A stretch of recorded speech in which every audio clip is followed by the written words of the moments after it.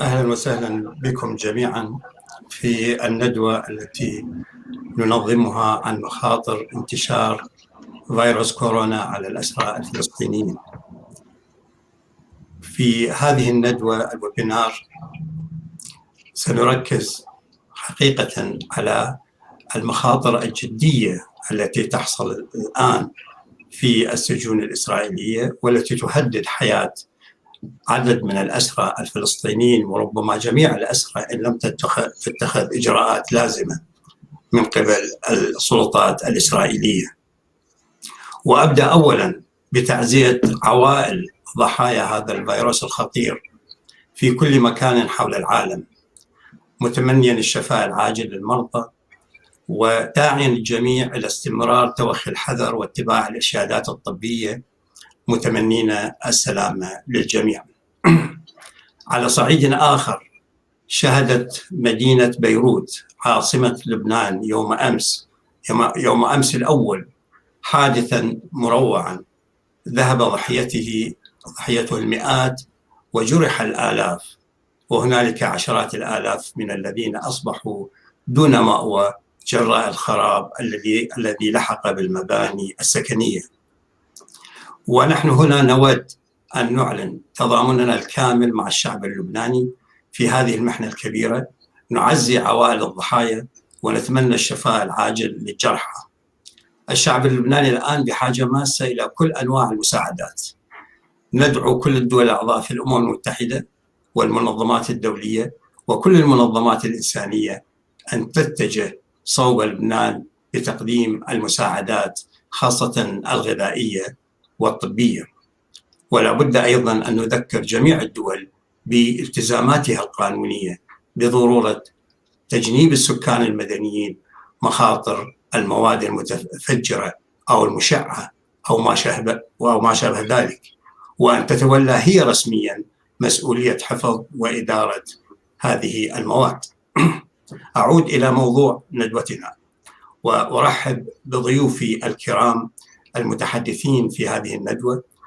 من أونتاريو بكندا معنا السيد مايكل لينك، المقرر الخاص للأمم المتحدة لحالة حقوق الإنسان في الأراضي الفلسطينية المحتلة منذ عام 1967.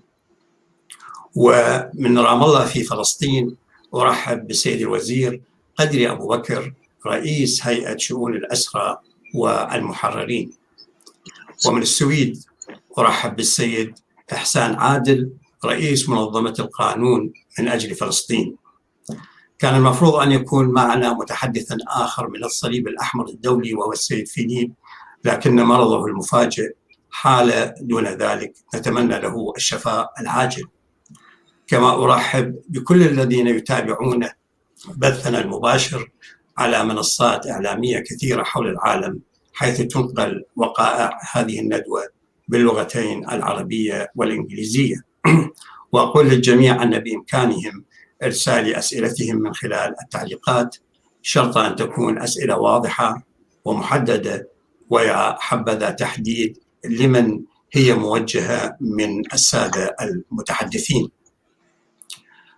ونأتي إلى أهمية انعقاد هذه الندوة، فبسبب تجاهل سلطات الاحتلال الإسرائيلي للتحذيرات المتكررة ضد تفشي فيروس كورونا بين السجناء الفلسطينيين في المعتقلات الإسرائيلية، فنحن كما قلنا في البداية على شفا تفشي هذا الفيروس الخطير في هذه السجون. وخاصة هنالك تأثيرات خطيرة جدا على أولئك السجناء من ذوي الحالات الخاصة، فقد تجاهل السلطات السجون في دولة الاحتلال اتخاذ تدابير الحماية والضمانات والإجراءات الوقائية المناسبة، وبالتالي فإن الفئات الضعيفة تواجه بالفعل أكبر المخاطر. في الدورة 44 لمجلس الأمم المتحدة لحقوق الإنسان التي انتهت في تموز 2020، حذر المقرر الخاص السيد مايكل لينك الذي هو معنا الآن، حذر في تقريره إلى المجلس من أن الفئات الضعيفة ولا في فلسطين ولا سيما السجناء الفلسطينيين بمن فيهم الأطفال والأشخاص كبار السن والأشخاص الذين يعانون من حالات مزمنة يظلون معرضين بشدة للإصابة بالفيروس. وأضاف أن إسرائيل كقوة احتلال تظل مسؤولة في المقام الأول عن ضمان حق الفلسطينيين في الصحة وضمان استخدام جميع التدابير الوقائية لمكافحة انتشار الوباء. ويبدو أن هذه التحذيرات لم تلقى آذان الصاغية، فلم تأخذها سلطات السجون الإسرائيلية في الأراضي الفلسطينية المحتلة على محمل الجد. من هنا تأتي أهمية مناقشة هذا الموضوع وبيان معايير القانون الدولي بشأن الحماية التي يتوجب على السلطات الإسرائيلية كقوة احتلال توفيرها للسجناء الفلسطينيين، وكذلك تحديد العوامل التي تزيد من خطر انتشار الفيروس بين السجناء الفلسطينيين، وما هي الضمانات التي يجب أن تتخذ لتأمين حمايتهم. وسيتبع ذلك بعد أن ينتهي جميع المتحدثين من الحديث حوار تفاعلي، حيث سيجيب السادة المحاضرون على الأسئلة التي ستوجه إليهم سواء مباشرة أو من خلال وسائل التواصل الاجتماعي. أبدأ أولا بالترحيب بالوزير قدري بكر رئيس هيئة شؤون الأسرى والمحررين الفلسطينيين، وهو قد خاض تجربة الاعتقال في السجون الإسرائيلية لمدة تقارب 16 عاما، كما صدر بحقه قرار الإبعاد عن الأراضي الفلسطينية عام 1986 وعاد إليها فيما بعد توقيع اتفاقية أوسلو، وهو عضو المجلس الوطني الفلسطيني منذ العام 2018. الميكروفون لكم أستاذ قدري. شكرا، يسعد الله مساءكم جميعا. أولا لدينا 22 معتقل وسجن داخل الخط الأخضر، يعني داخل فلسطين المحتلة، وهذا بحد ذاته يعني خرق قانون دولي، لأنه الاحتلال في قانون المنظمات الدولية المعتقلين المحتلين في أراضيهم يجب أن يبقوا في أراضيهم. عندنا 22 معتقل داخل الخط الأخضر في 48، وعندنا معتقل واحد اللي هو سجن عوفر في داخل الضفة الغربية. عدد الأسرى الفلسطينيين داخل السجون يقارب 4500 أسير موزعين على هذه السجون. أيضا هناك لدينا 700 مريض داخل السجون مرض بشكل عام. هناك 200 مريض بيحتاجوا إلى علاج دائم، و40 مريض هم بحالة المرض الشديد كالسرطان وغسيل الكلى والمقعدين. هناك في 18 واحد مقعد بغسل كلى وسرطان في سجن ما يسمى في سجن الرملي، هذول بشكل دائم مقيمين هناك. عندنا كمان الأطفال 150 طفل داخل السجون ما دون 18 عام. عندنا حوالي 30 طفل في مدينة القدس بما يسمى بالحبس المنزلي، وهؤلاء ممكن يكونوا أقل من 10 سنوات، بيعتقلوا الطفل 8 سنوات 9 سنوات 10 سنوات في بيته المنزلي، بيلبسوه إسوارة إلكترونية، وإذا ما غادر بيته بيجوا على بيته بيخالفوا أسرته 10,000 أو 15,000 شيكل. هذا يعني مقدمة لإخلاء القدس من سكانها. الأسيرات عندنا داخل المعتقل 41 أسيرة، منها 18 أسيرة متزوجة ولديها أطفال وأحفاد. أيضا هناك عندنا المؤبدات، عندنا تقريبا 560 أسير محكوم بالمدى الحياة. هناك 560 كنا مؤبدات. أسرى ما قبل أوسلو، هذه الدفعة اللي كانت لازم يخرجوا من المعتقل باتفاقية اللي صارت في أوسلو بضمانة أمريكية، ما زالوا داخل السجون. وهؤلاء الأسرى ما قبل أوسلو حوالي 20 أسير. عندنا 50 أسير مر على اعتقالهم أكثر من 20 عام. 29 أسير مر على اعتقالهم أكثر من 25 عام. 14 أسير مضى على اعتقالهم أكثر من 30 عام. هناك لدينا عدد من الأسرى قاربوا 40 عام، أي كريم يونس، ماهر يونس، أيضا هناك في عنا أسرى آخرين ما زالوا بالسجون. العدد الإجمالي خلينا نقول لحالات الاعتقال منذ العام 67 حتى الآن يفوق 1,000,000 فلسطيني دخلوا المعتقل بلوائح اتهام، وليس دخل المعتقل وخرج يعني بدون لائحة بدون تهمة. هذول اللي اتهموا ولوائح اتهام كان ضدهم. هذا مجمل الوضع في داخل السجون. بيعانوا السجون من الكثير من الأمراض، الكثير من الحالات اللا إنسانية، ظروف الاعتقال الصعبة سواء كان داخل الأسر أو الاكتظاظ. وهذا ما أشرتوا له أنتم بالبداية، إنه هذه أكبر حاضنة لانتشار الكورونا هي الازدحام والاكتظاظ داخل السجون. والسجون مكتظة في هذا الموضوع، زنازين مكتظة، الغرفة فيها ممكن 4 في 4 أو 3 ب4، فيها بيكون 8 أسرى، وهذا كثير بحد ذاته. بيخرجوا إلى فورة واحدة، الساحة الخارجية بيخرجوا يمكن أكثر من 100-150 أسير. هناك في حالات يعني بداية أنا بعرفش بدي أسترسل ولا أوقف مشان يكون في مداخلات. تفضل استاذ. بداية الكورونا احنا لما اعلنوا عن انتشارها في الصين ناشدنا العالم، ناشدنا منظمات انسانيه، الصليب الاحمر، منظمه الصحه العالميه، وللضغط على الاسرائيليين لتوخي الحذر ومعالجه هذا الامر داخل السجون. الا انه الاسرائيليين واداره السجون مكثوا شهرين بدون ما يستجيبوا لاي طلب من هذه المطالب، مع انه الصليب اجتمع معهم اكثر من مره. لا بالعكس، يعني بداية الكورونا اتخذوا عدة إجراءات، يعني من ضمنها قلصوا مواد الكانتينا ل 140 صنف. من ضمن الأصناف هذه اللي كانوا يشتروا المواد التنظيف والتعقيم كمان حرموا الأسرى منها. بعد شهرين من هذا الجهد الحثيث من قبل الصليب، من قبل محامينا، من قبل منظمات إنسانية، بدأوا يستجيبوا رويدا لهذه الإجراءات. بدأوا يزودوا الأسرى بمواد التنظيف والتعقيم، وكذلك الأمر بالنسبة للخروج من المعتقل، يعني التنقلات أوقفوها لأنه ممكن أنه تزيد من الانتشار. كذلك بالنسبة للأسرى وعلاقتهم مع الشرطة صار في حاجز، هناك في احتكاك.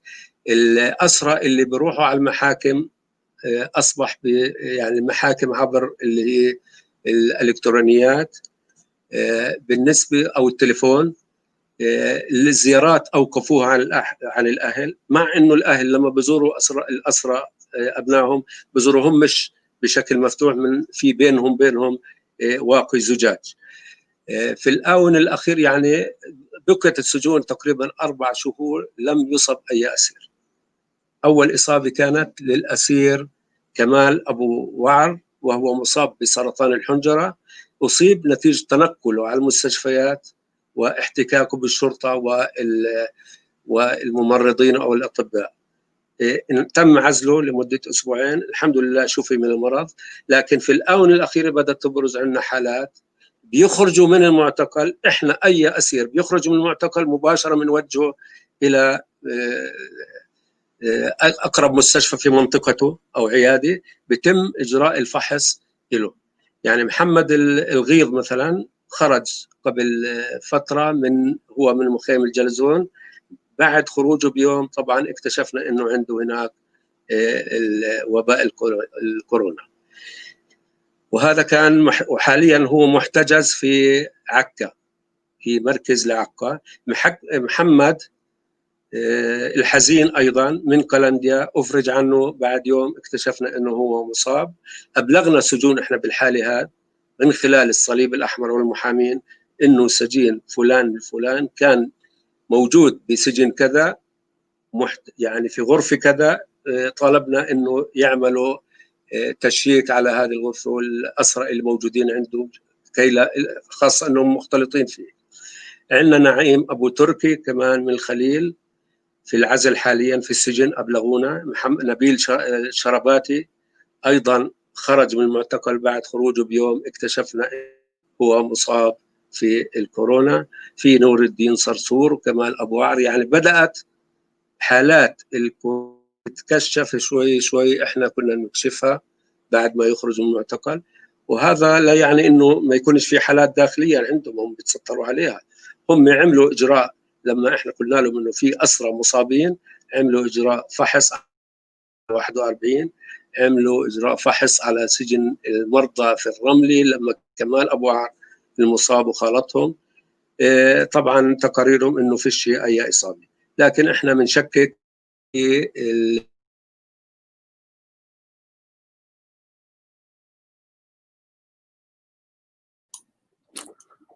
يبدو أن هنالك مشكلة فنية مع السيد الوزير قدري.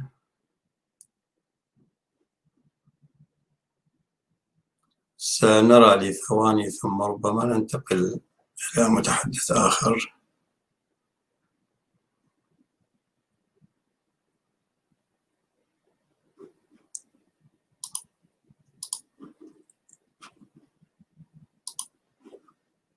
هل الأستاذ قدري معنا الآن؟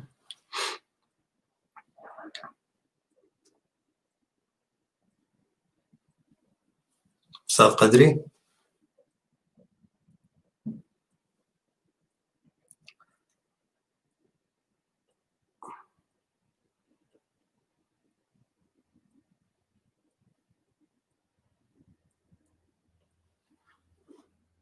طيب، أعتقد الأفضل أن نواصل الندوة.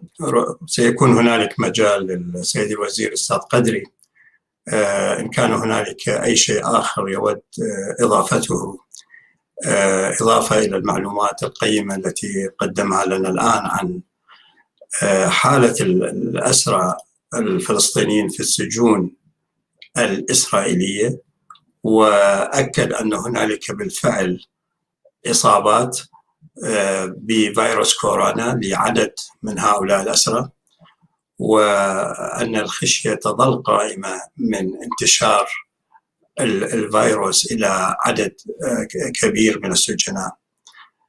وأوضح السيد الوزير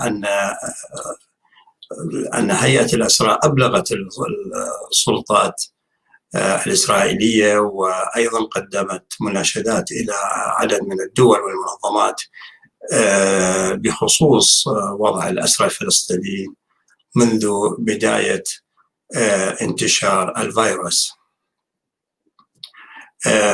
الآن أود أن أنتقل إلى المتحدث الثاني، الأستاذ إحسان عادل، وهو رئيس منظمة القانون من أجل فلسطين، ويختص بقضايا حقوق الإنسان في الشرق الأوسط وشمال أفريقيا وأوروبا.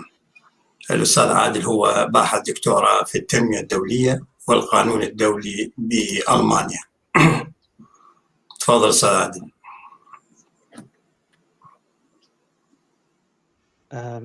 طيب، تحياتي لكم، يسعد مساكم جميعا.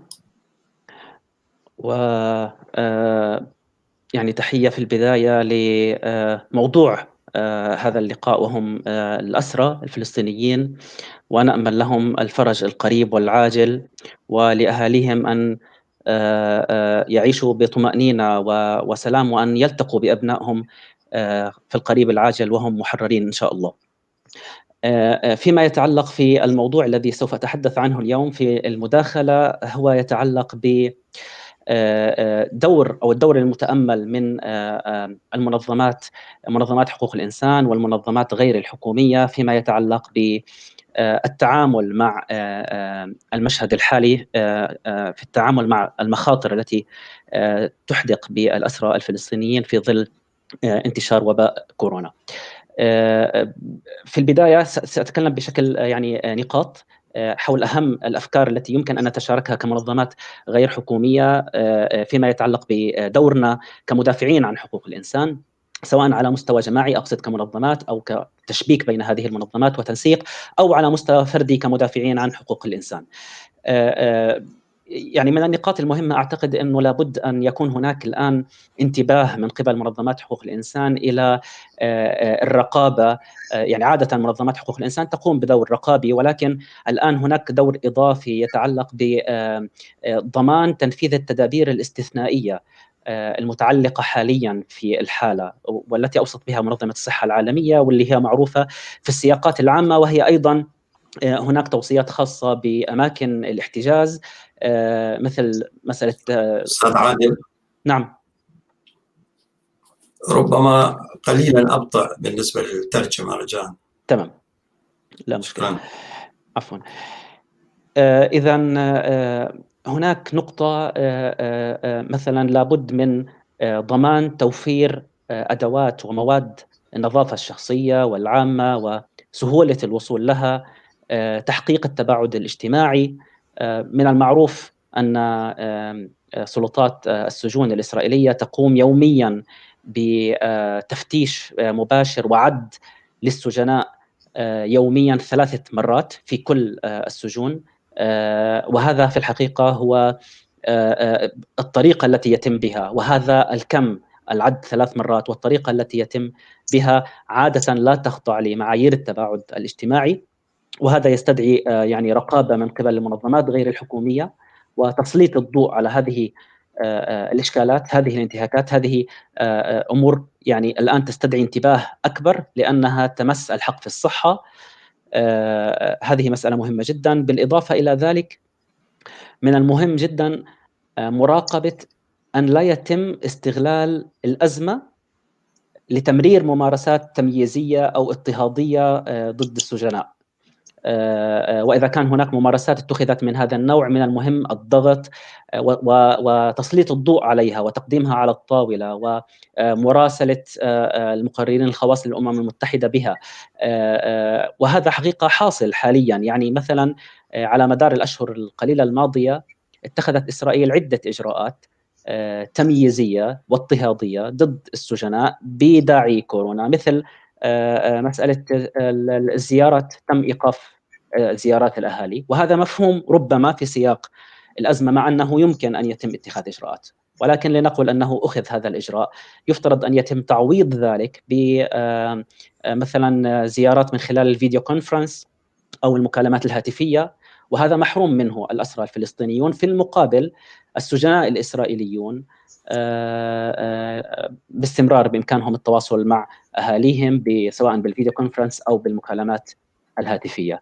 الأمر نفسه ينطبق على ما يتعلق بتواصل السجناء مع المحامين بشكل فعال يضمن حصولهم على حقهم في الدفاع، وهذا أيضا يعني ما لا تقوم به السلطات الإسرائيلية التي قامت خلال الفترة الماضية بالتضييق على وصول السجناء للمحامين والتواصل معهم.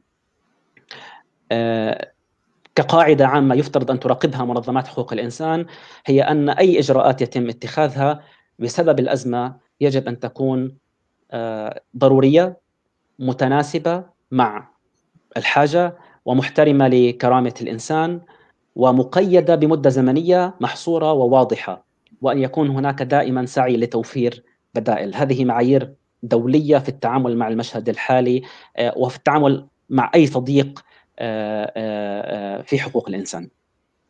أيضا يعني يجب الضغط من أجل توفير رعاية خاصة والاهتمام بكبار السن والأطفال والحوامل والأسرى. هناك 700 الأسرى المرضى، هناك 700 أسير يعانون من أمراض، هناك 183 طفل، 43 امرأة من مجموع 4520 أسير. أيضا من التدابير المهمة اللي تم تطبيقها في كل دول العالم اتجاه الأسرى في ظل أزمة كورونا، ولكن في إسرائيل كانت المسألة عكسية جدا، تتعلق بالإفراج عن سجناء الذين لا يشكلون بين قوسين الذين لا يشكلون خطر على المجتمع، أو الأسرى السياسيين، والذين أصلا ينبغي أن لا يتم اعتقالهم لكن تم اعتقالهم تعسفيا. الأصل أن يتم الإفراج عنهم في ظل الآن جائحة كورونا. وفي حين طبقت إسرائيل هذه التدابير اتجاه السجناء الإسرائيليين، حيث أفرجت عن ما يزيد عن 500 سجين إسرائيلي، تستمر في اعتقال المزيد من الفلسطينيين بما في ذلك الأطفال. من بداية العام الحالي وحتى نهاية يونيو 30 يونيو 2020، يعني بمعنى بداية أول 6 شهور من هذه السنة، اعتقلت إسرائيل من الفلسطينيين 2330 شخصاً، منهم 304 طفل و70 امرأة، ووصل عدد أوامر الاعتقال الإداري الذي هو اعتقال تعسفي أصلاً 565 أمر اعتقال إداري حسب منظمة الضمير. وهذه ممارسة تمييزية واضحة ينبغي على منظمات حقوق الإنسان أن تتوقف أمامها ملياً في توثيقها وفي تقديمها إلى الجهات المعنية، وهذا يعني سأتناوله باختصار. أيضاً في هذا السياق، هذه إذن يعني أحببت أنا أن أركز على ما الذي ينبغي لمنظمات حقوق الإنسان أن تنتبه له الآن، أن توثقه، أن تأخذه بعين الاعتبار. ماذا بعد التوثيق؟ المطلوب هو الاستفادة من آليات الأمم المتحدة المتوفرة والتشبث بها وتفعيلها. هناك الآن البند 7 الخاص بفلسطين في مجلس حقوق الإنسان، هذا البند يحارب بشدة. ينبغي على منظمات حقوق الإنسان أن تسعى إلى الاستثمار والاستفادة من هذا البند من أجل تسليط الضوء على الانتهاكات الخاصة بالأسرى. ومن خلال وجودنا في مجلس حقوق الإنسان نلاحظ أن هناك قلة في التركيز على ما يتعلق بالأسرى الفلسطينيين ووضعهم، مع أن هذا موضوع هام جدا في سياق القانون الدولي الإنساني وفي سياق حقوق الإنسان. ينبغي تكثير الأحداث الجانبية، ما يعرف بالسايد إيفنتس، في هذا السياق. أيضا التفاعل مع المقرر الخاص للأمم المتحدة للأراضي الفلسطينية وهو موجود معنا الآن مشكورا، والمقررين الخواص الآخرين الذين لهم صلة بالانتهاكات التي تحدث في الأراضي الفلسطينية وفيما يتعلق بالسجناء على وجه الخصوص، مثل انتهاء المقرر الخاص المعني بالحق في التعبير، المعني بالتعذيب، لجنة الاعتقال التعسفي إلى آخره. هذه لجان يجب وهيئات ينبغي على المنظمات أن تتواصل معها باستمرار ومحاولة تقديم صورة أولا بأول عن ما يتعلق بالحالة الآن في السجون. أيضا لابد من تحديث الأرقام والتفاصيل. هذه الأرقام قليل من العالم يعرف عن هذه الأرقام. مهم تحديث الأرقام والتفاصيل باستمرار ونشرها بأكثر من لغة وعلى نطاق واسع. ونلاحظ أيضا أن المنظمات غير الحكومية عادة بسبب كثرة الملفات فيما يتعلق بفلسطين والانتهاكات التي تحدث في الأراضي الفلسطينية يغيب عن بالها موضوع الأسرى، فينبغي أن يكون هناك وجود هيئة مختصة أو فرع مختص في كل منظمة للتعامل مع ما يتعلق بانتهاكات التي تتعلق بالأسرى.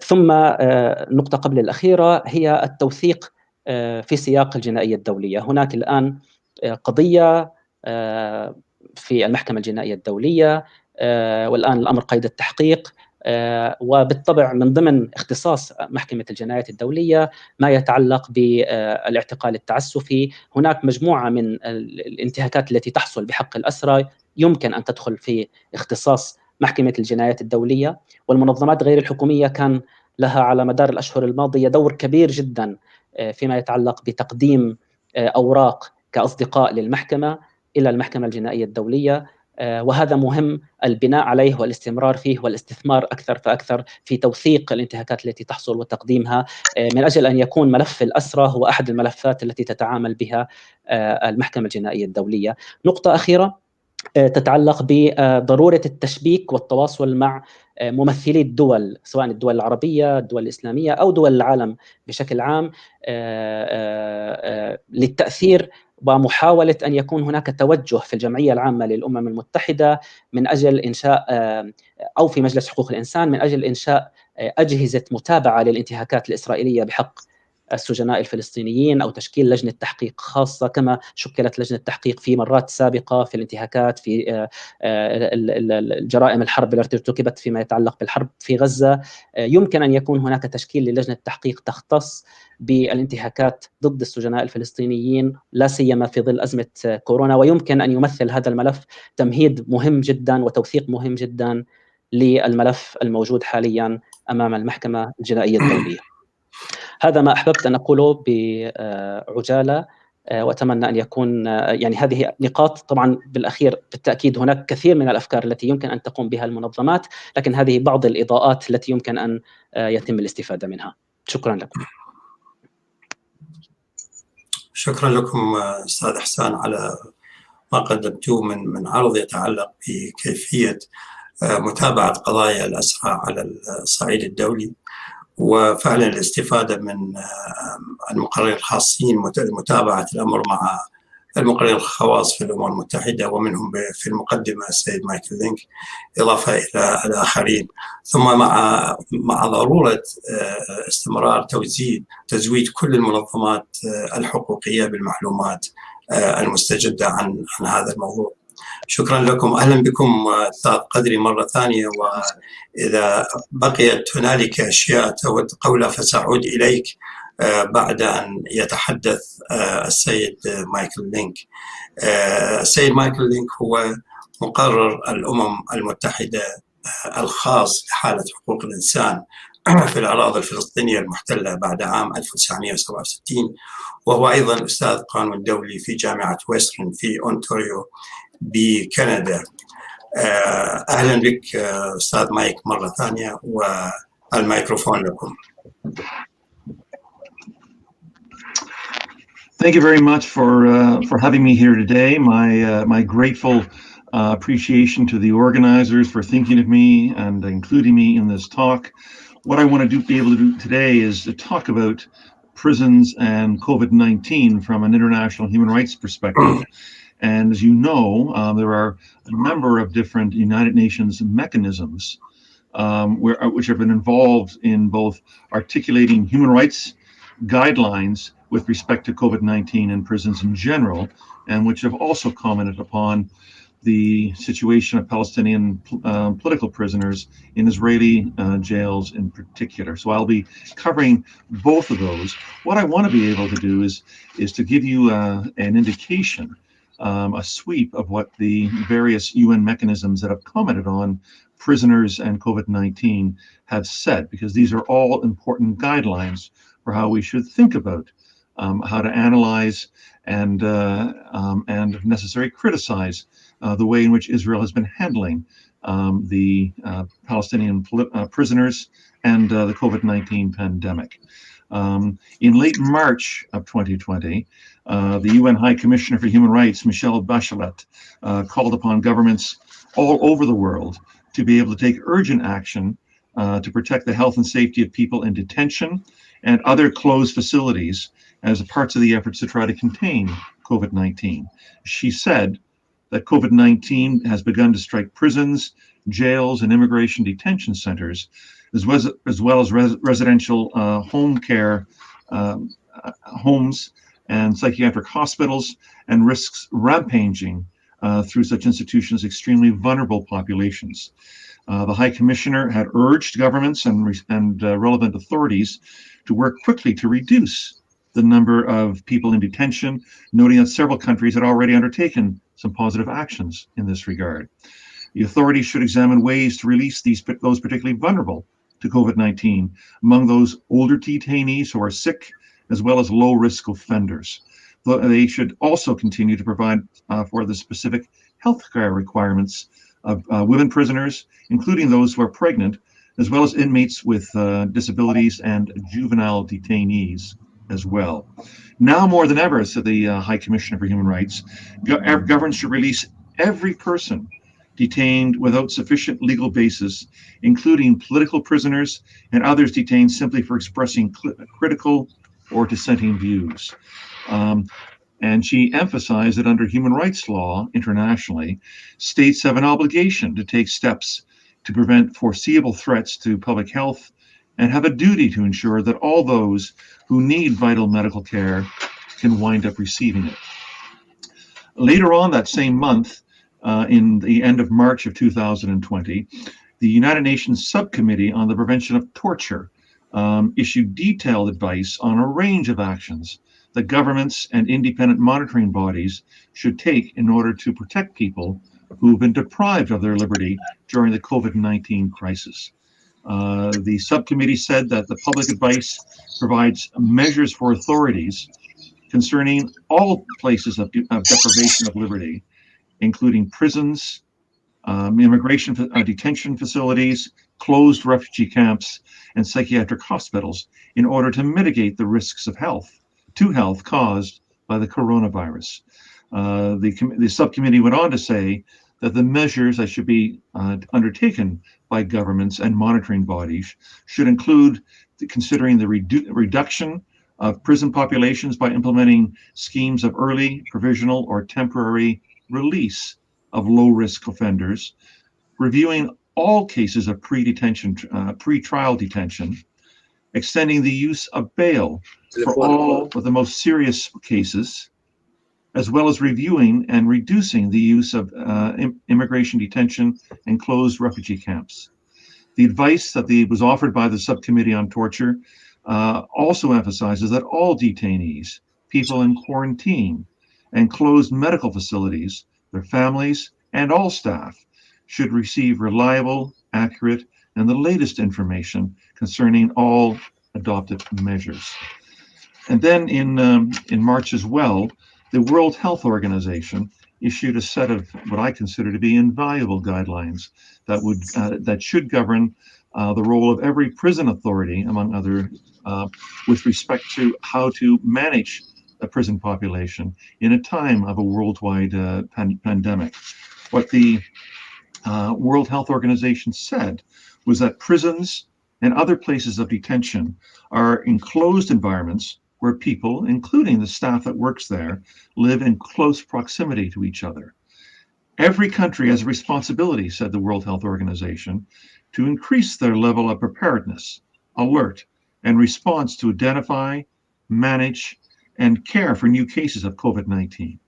Countries should prepare to respond to different public health scenarios, recognizing that there's no one-size-fits-all approach to managing cases and outbreaks of COVID-19.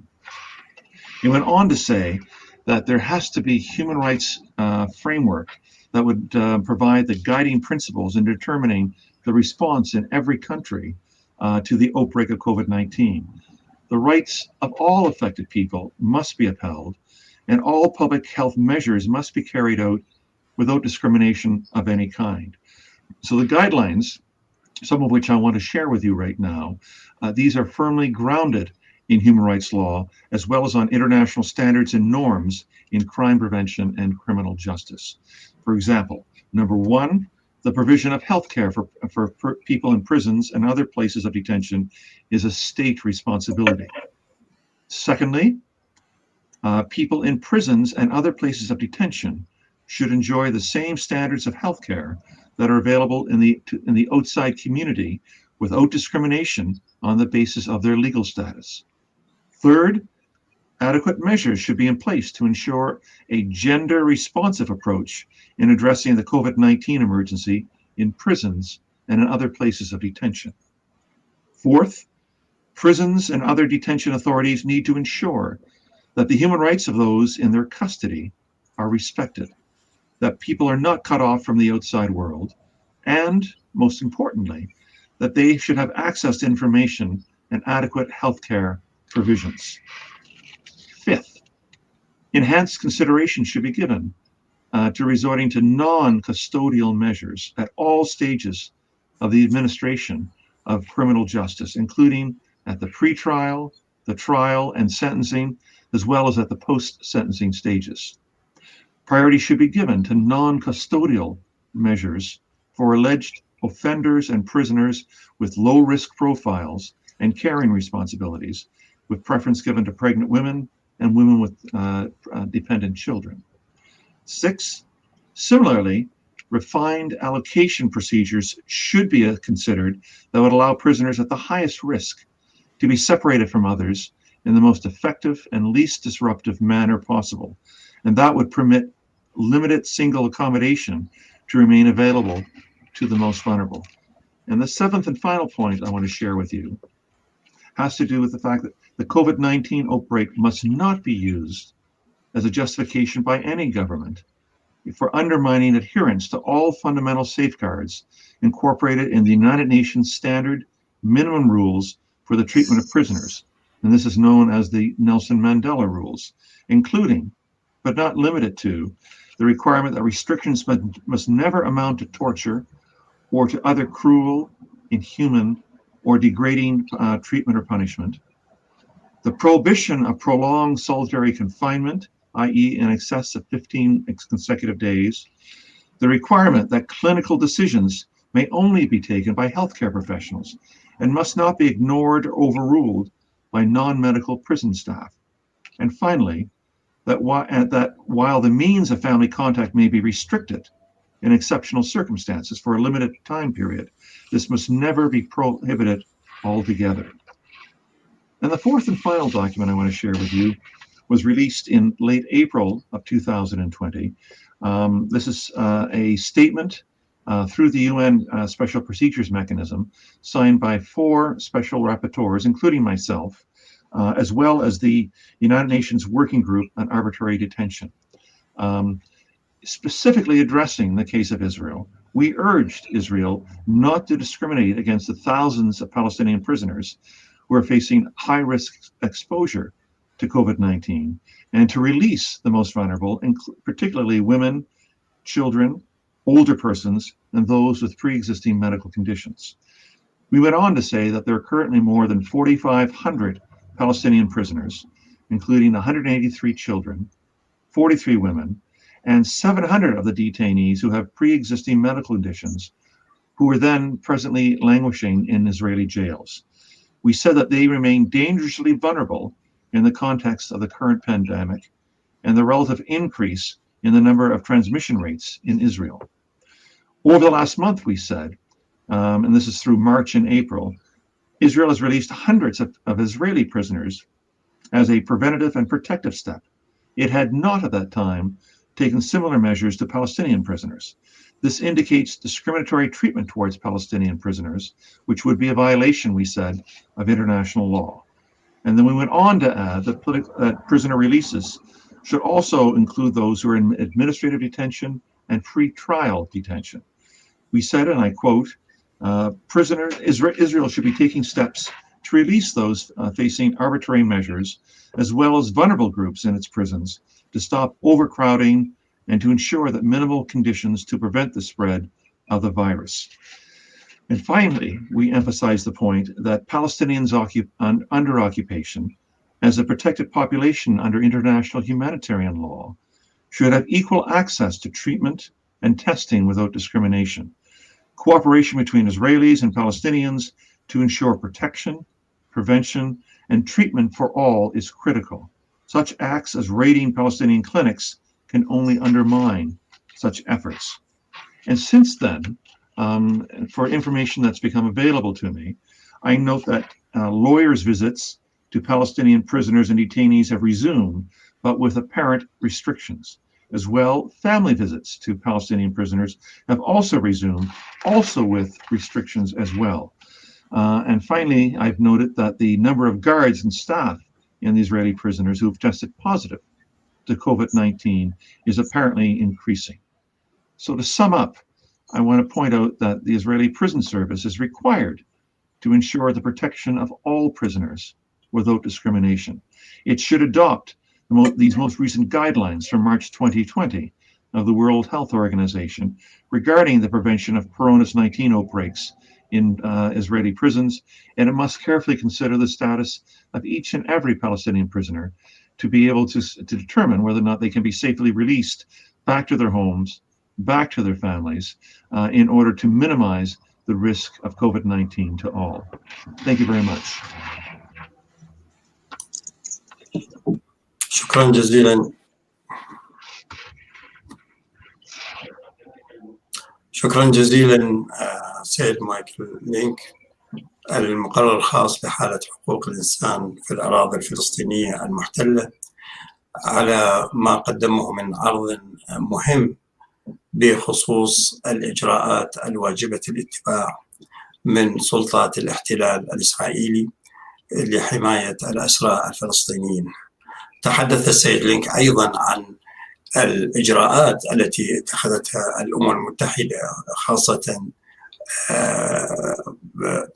قضايا حقوق الإنسان، ومنها المفوضة السامية لحقوق الإنسان التي أصدرت بيانا أشار إلى كل دول العالم تتعلق بوضع السجناء والمعتقلين أثناء انتشار الفيروس، وطالبت هذه الدول أن تتخذ إجراءات سريعة لتقليل الاكتظاظ في السجون، وأن تطلق سراح المعتقلين على قضايا ليست بخطيرة. كما أشار السيد مايكل لينك إلى البيان الذي صدر عن مجموعة من المقررين الخاصين، وهو كان من بينهم أيضا بخصوص الأسرى الفلسطينيين في السجون الإسرائيلية، وكيف أنهم طالبوا السلطات الإسرائيلية باتخاذ الإجراءات اللازمة لحماية هؤلاء الأسرى. كذلك طالب السيد لينك السلطات الإسرائيلية أن تلتزم بالمعايير الدولية المحددة ضمن مكافحة فيروس كورونا المحددة من منظمة الصحة العالمية، وأن لا تتخذ إجراءات تستغل بموجبها انتشار الفيروس ضد الأسرى الفلسطينيين. كما طالبها وأيضا في المذكرة التي صدرت من عدد من المقررين الخاصين أن تدرس حالة الأسرى الفلسطينيين كل حالة على حدة، وترى إمكانية إطلاق سراح البعض منهم، خاصة أولئك المحكومين ببعض الأحكام الخفيفة أو المعتقلين على وجه التحقيق أو غير ذلك. كما طالب بأنه لا تتخذ إجراءات، أن تمتنع عن الإجراءات التي من شأنها تحد من الزيارات. قد تكون هنالك إجراءات ضرورية للحد من التجمعات العوائل وغير ذلك، لكن يجب أن لا تكون منعا شاملا للتواصل بين عوائل الأسرى وأبنائهم في السجون والمعتقلات الإسرائيلية. أود أن أسأل السيد قدري، هل لديك هنالك شيء بقي من مداخلتك أم أنك قد انتهيت منها لكي ننتقل إلى الأسئلة؟ وهنالك مداخلة بسيطة. قبل 5 أو 6 سنوات كانت تحضر للأرض المحتلة وللسجون 4 مجموعات من الأمم المتحدة أو لجان حقوق إنسان ومتابعة إلى آخره. من 5 سنوات 6 سنوات إسرائيل منعت دخولها إلى الأرض المحتلة، فإحنا بنخرج إلى الأردن وبنتقابل معهم ونحطهم في صورة الوضع. هذه مسألة. المسألة الثانية إنه الاحتلال الإسرائيلي بالنسبة لفلسطين خاصة بالسنوات الأخيرة بدينا نشعر في تطرف جدا ضد الشعب الفلسطيني بشكل عام وضد الأسرى بشكل خاص. يعني على سبيل المثال المنظمات الإرهابية والمنظمات المتطرفة الإسرائيلية اللي دخلت الكنيست بدأوا يفرضوا بعض القوانين، وفرضوا عدة قوانين في الكنيست من ضمن ضد الأسرى، من ضمنها سحب كل الامتيازات اللي حققها الأسرى خلال عشرات السنين اللي مضت. من ضمنها فرضوا أنه عدم الإفراج المبكر عن أي أسير فلسطيني أمني، يعني المدني غير. قبل كان الأسير اللي يصاب بمرض زي مرض السرطان إلى آخره، والطبيب الإسرائيلي نفسه بيقول أنه لم يبقى له إلا أشهر أو أسابيع محدودة، كانوا يخرجوه. يعني في نوع من التعاطي كان معها. حاليا إذا أسير فلسطيني مصاب بالسرطان كحالة سامي أبو دياك وبسام السائح، الطبيب الإسرائيلي قال لم يبقى لهم إلا ساعات واستشهدوا، وبعد ما بيتوفوا حتى بالسجن بيحتفظوا في جثامينهم سواء كان بالثلاجات أو بالأرقام بالقبور الرقمية. يعني هذا تطرف كثير. كذلك الأمر تمييز، يعني هم بكل الإرهابي أكبر إرهابي المفروض يكون عنده هو قاتل رئيس الوزراء رابين عايش في VIP، أخرجوه تزوج بيأخذ 3 رواتب بالنسبة له. الفلسطيني طبعا غير. الفلسطيني أول شيء كمان من ضمن القرارات اللي اتخذوها الأحزاب اليمينية المتطرفة في الكنيست ممنوع أن الأسير يأخذ راتب، مع أنه هم داخل الأسر بيسمحوا لكل أسير أنه يشتري مقتنيات له بداخل الأسر، سجاير والى آخره والطعام حوالي 3000 شيكل. 60% من الأسرى داخل السجون ما بيوصلش راتبهم 3000 شيكل. إذا شو المعايير هذه؟ أنت بتسمحوا أن يشتروا، لكن ممنوع السلطة تقدم معونة أو مساعدة لأهل الأسرى، والراتب إحنا بنقدمه لأهل الأسرى. فمن هون حتى السجون يعني هم بيحاولوا يوصموا شعبنا مقاومته للاحتلال بالإرهاب، يعني عشرات السنين مرت هذه بالإرهاب. إحنا قاعدين بنقدم في رواتب للأسرى منذ أكثر من 50 عام، يجوا في الآونة الأخيرة بدأوا يفرقوا. ومش بس هيك، اقتطعوا نسبة رواتب الأسرى من المقاصة الفلسطينية بجنوها هم إلنا.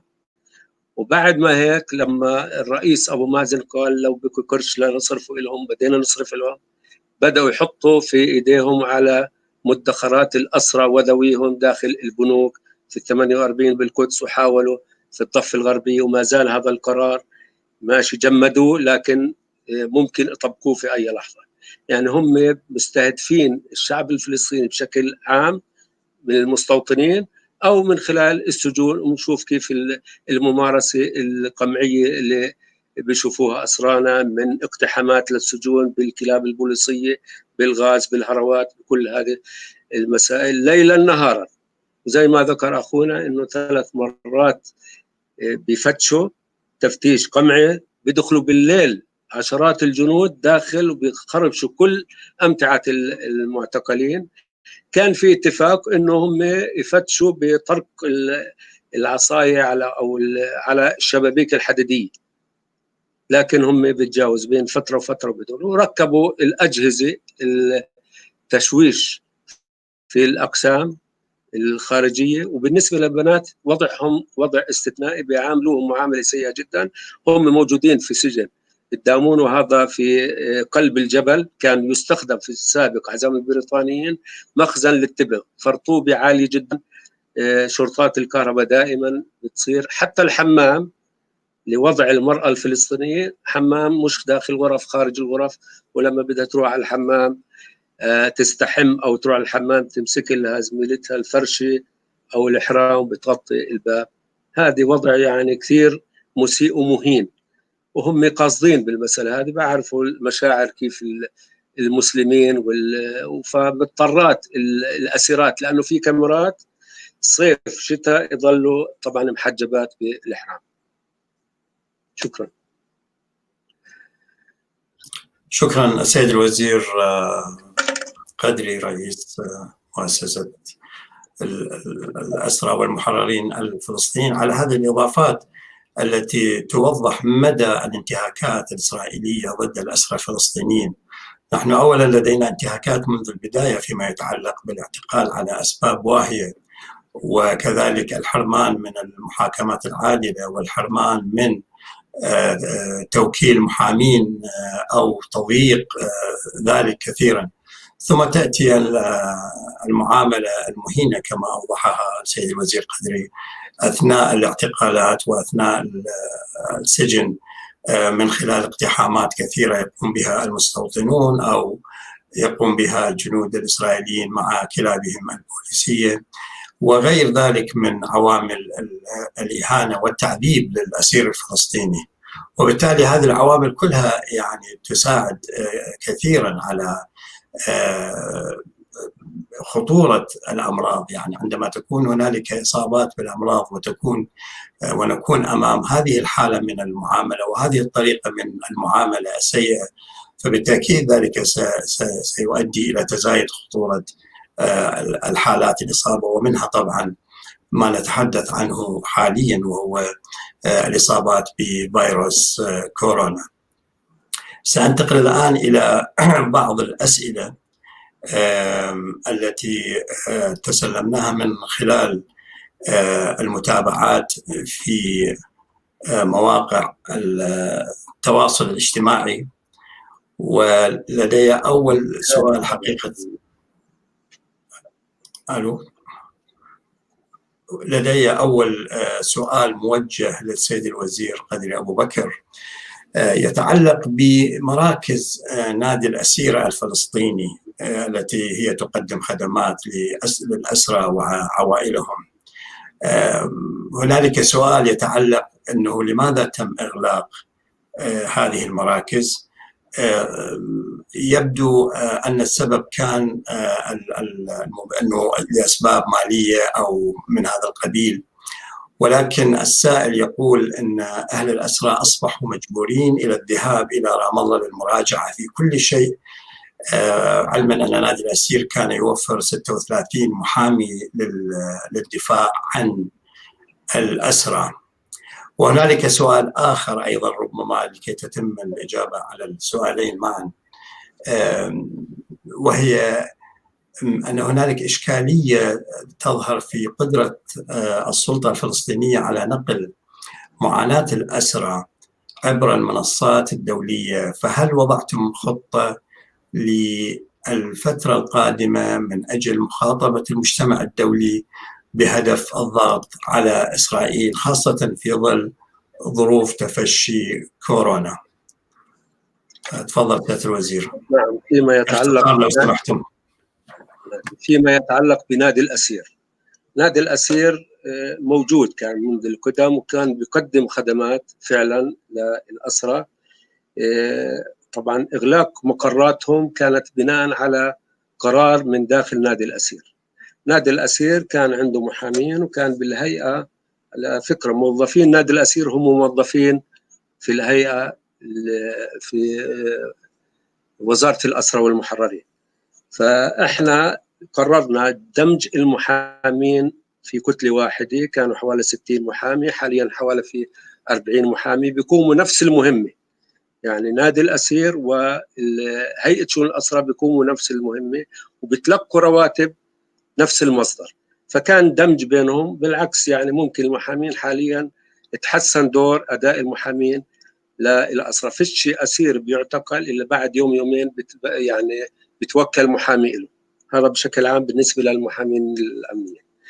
هلا بالنسبة لمخاطبة المجتمع الدولي، المجتمع الدولي احنا بنكون في عدة وسائل. أولا عن طريق وزارة الخارجية، عن طريق الصليب الأحمر، عن طريق مؤسسات المحلية اللي بتعنى بشؤون الأسرى، عن طريق مؤسسات دولية بالنسبة حتى الأمم المتحدة، منظمات إنسانية، كلها إحنا بنكون فيها ومنجند إلها كثير من الوسائل، سواء كان سفرائنا في العالم، الجامعة الدول العربية إحنا بنخاطبها باستمرار، منظمة حقوق الإنسان، منظمة الصحة العالمية بما يخص في كورونا صرنا أكثر من مراسلة، الأخ صائب عريقات كمان بيكون في دور كثير بحكم علاقته مع الممثليات ومع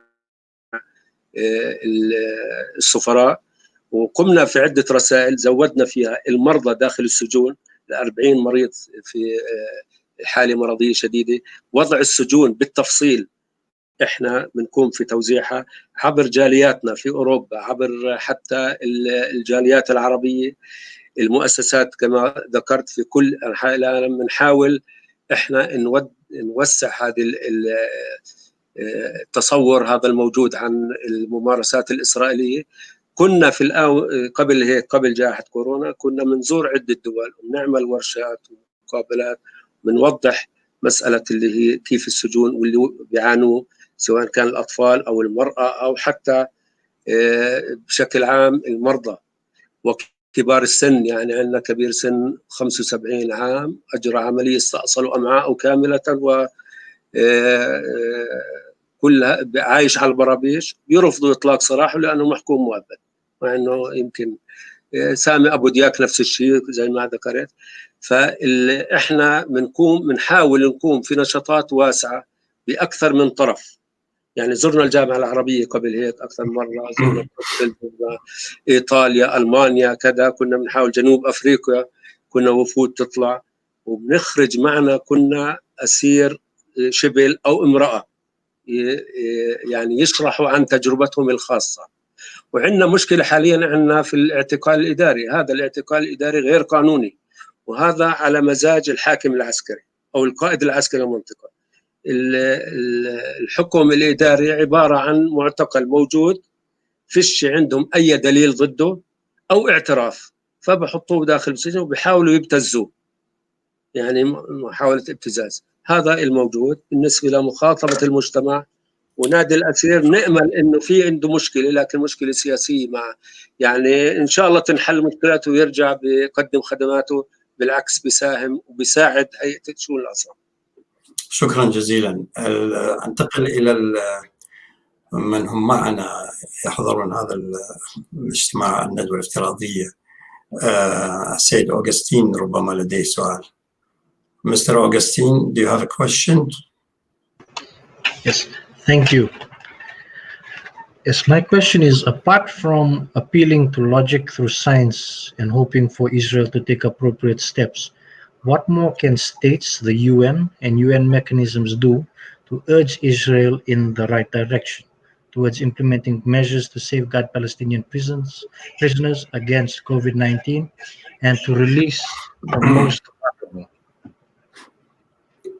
Yeah, I think this question probably directed to Mr. Michael Link, the special reporter. And I have also received almost a similar question related to the how much the United Nations can interfere in the with regard the situation, the current health situation of the prisoners and the situation of the detention inside the Israeli prisons.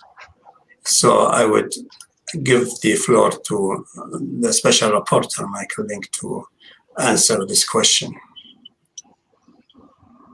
Thank you for that. What you're really asking is that it comes down to the question of accountability. On the one hand, the world, and the United Nations in particular, has assumed and accepted the responsibility that for the last 53 years with respect to the occupation, with respect to more than 70 years with respect to other issues regarding Palestinians that have arisen since 1947-48, including the right to return, that this is an issue for the international community to be involved in until it comes to a successful and just resolution. So when it comes to issues such as COVID-19 and Palestinian prisoners being detained by Israel, you know, the answer has to be concerted, ongoing international pressure expressed through the various mechanisms that the world has in dealing with Israel.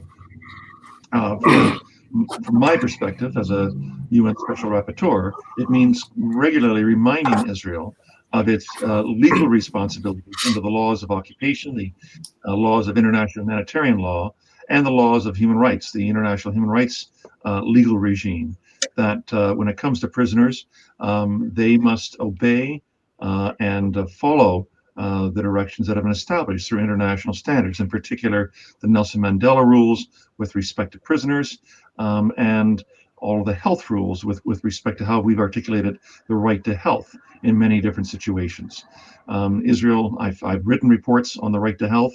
I've issued statements with respect to the rights of Palestinian prisoners. And in any of those statements or reports, I found, alas, that Israel has not met its responsibilities.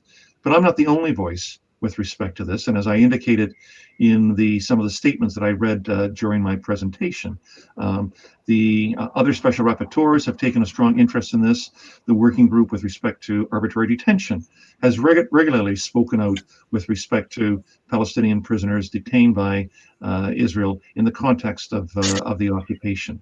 But as I said in a report that I issued last October 2019, and I'll be reiterating in my new report for the United Nations General Assembly in October 2020, also on accountability.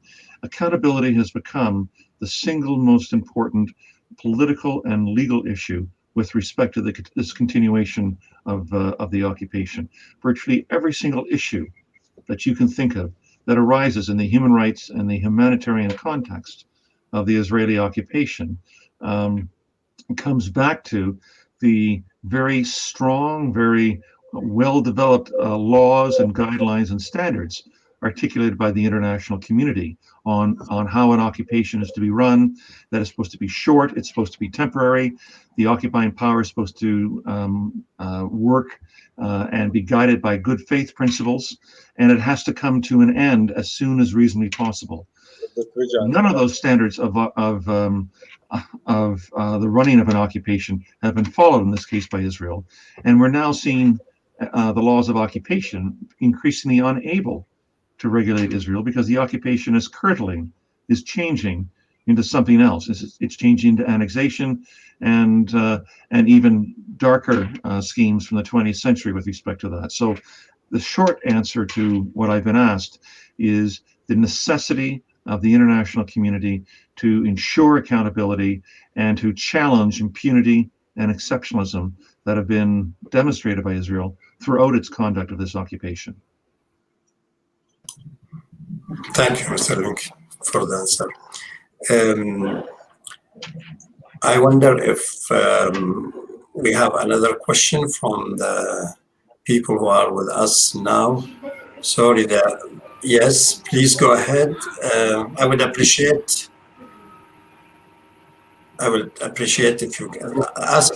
أرجو أن تتقدم بالسؤال وأدعوك أيضا أن يعني تخبرنا الاسم إذا أمكن. شكرا جزيلا أستاذ، شكرا جزيلا على هذه الندوة. حسان عمران، حقوق فلسطين.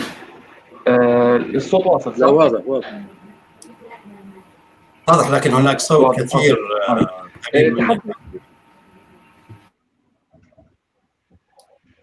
المكان مغلق، لا أدري.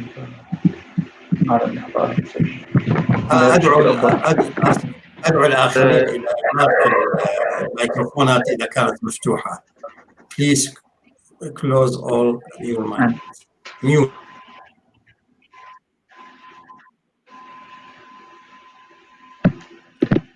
تفضل. شكرا جزيلا.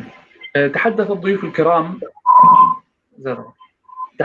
الكرام حول مسألة المحاسبة في القانون الدولي، ومنها سأتحدث يعني لو سمحتم لي بتحويل النقاش لموضوع متعلق بالمحاسبة وليس المحاسبة نفسها، كون هذه مسألة مرتبطة بإشكالية التطبيق في القانون الدولي، وهي مسألة الضيوف الكرام يعرفون مدى تعقيدها.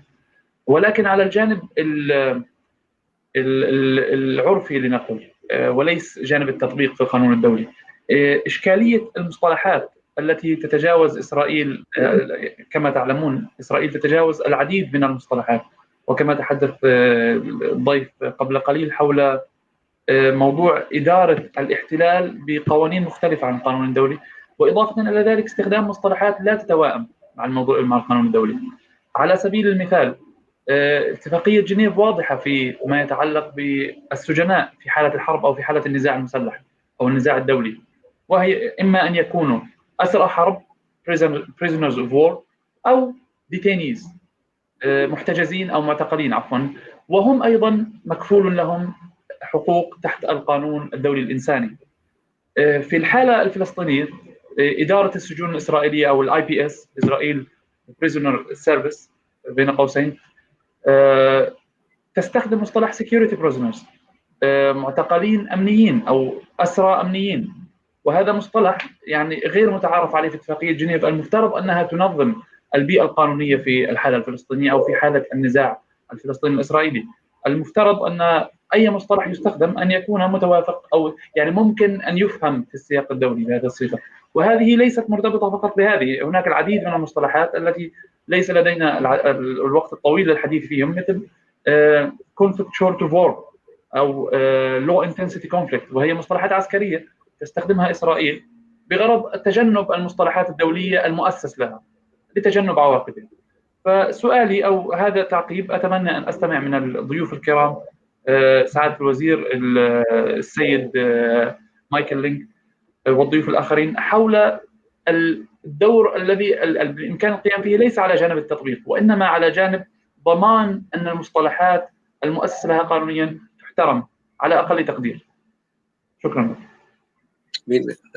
شكرا للسؤال. أنتقل. نعم تفضل.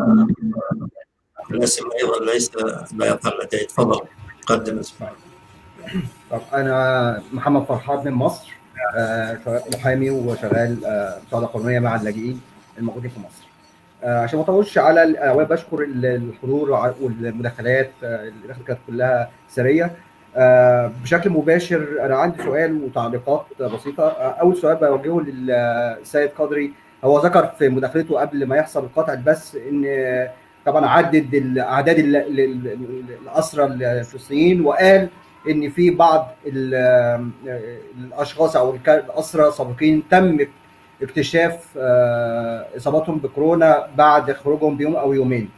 فالسؤال المباشر لسيد قدري، هل تم او هل هناك معلومات ان السلطات الاسرائيليه قامت بعمل الكشف او المسح لباقي السجناء الموجودين في السجن بعد كشف اصابه المصابين اللي تم اخلاء سبيلهم؟ لان طبعا ان ده حاجه متعلقه ليس فقط بحقوق السجناء في الرعايه الطبيه والصحيه حتى لو تحت سلطه الاحتلال، ولكن اصلا كمان متعلق بحق السجناء نفسهم الذين لم يتم تحرير او اخلاء سبيلهم في الحياه. يعني طبعا لو في شخص مصاب ولم يتم المسح، فهل هناك معلومات انه تم عمل الاحترازات الطبيه للسجناء المقيمين؟ بالنسبه للسؤال، ليس سؤال، هو تعليق، وده اعتقد ممكن يكون موجه للاستاذ حسان ان هو احسان ان هو اتكلم على دور منظمات المجتمع المدني ومستر مايكل ارت برضو، ان ده في ظل جائحه كورونا فالعالم كله ابتدى ينتقل من الحياه العامه او الحياه العاديه والحياه الواقعيه للحياه الافتراضيه. وطبعا احنا سمعنا في المداخلات ان في كلام عن المحاكمات عن بعد، فاصبح لدور التكنولوجيا واصبح للعصر الرقمي اهميه قصوى في ظل جائحه كورونا والتعامل مع جائحه كورونا، خاصه في محاكمات عن بعد. فهل هناك اي معلومات او هل هناك اي امكانيات لاستخدام خلينا نقول اصبح للسجناء الان حقوقا رقميه او ديجيتال رايتس بيقولوا في حقه بالتواصل، حق في المعرفه؟ مستر مارك بيتكلم عن الحق في المعلومات او وصول المعلومات او الاكسس تو انفورميشن، برضه رايت تو نولج انك تعرف الميجرز او الاجراءات اللي تمت على الموضوع على خصوص جائحه كورونا، ايه اخر الاجراءات اللي حصلت. كمان من حق السجناء ان هم يعرفوا اكتر معلومات عن حاله اهاليهم وعائلاتهم، والعكس بالعكس ان العائلات عندها الحق انها تتواصل مع السجناء نفسهم وتبقى عندها تحديث عن اوضاعهم الصحيه. هل هناك امكانيه، وده سؤال خاص بمستر مايكل، هل هناك امكانيه للضغط عن الضغط على السلطات الفلسطينيه السلطات الاسرائيليه لاتاحه تواصل او اتصال بين السجناء؟ واخر نقطه هتكلم فيها اللي هي مدى امكانيه يكون وجود اماكن بديله للاحتجاز في ظل جائحه كورونا. وزي ما مستر حسان قال ومستر السيد قدري قال ان في حالات زي الاحتجاز الاداري، وده احتجاز تعسفي وبدون مبررات قانونيه اسس قانونيه. فحتى لو فرضنا ان سلطه الاحتلال رأت ان في خطوره من هؤلاء الاشخاص، فهل هناك اماكن بديله تكون غير مصابه بالذات للاطفال او النساء او الاشخاص اللي عندهم حالات مرضيه مستعصيه او مزمنه؟ شكرا للجميع. شكرا لكم على هذه الأسئلة، وأعتقد أن نبدأ بالإجابات عليها. I wonder if Mr. Link has received the question. Mr. Link? I can answer the first question. Yes, please. Which, if I understood it correctly, had to do with the I guess the role of Israel in using other terms that may be outside of international law, such as security prisoners, that may have the effect in the eyes of Israel of escaping the reach of international law. If I've understood the question correctly, good. Then my answer would be very efficient. Is that no country can wind up redefining prisoners or issues under occupation that do not continue to have the coverage of international law or international humanitarian law. As one example, Gaza. Israel closed its settlements and withdrew its troops on the ground in 2005, and then subsequently declared Gaza to be a hostile entity or an enemy entity, and said the laws of occupation do not apply here. The rest of the world does not agree. The rest of the world continues to regard Gaza as an integral part of the occupied territory, continues to regard Gaza as being occupied, albeit remotely, by Israel.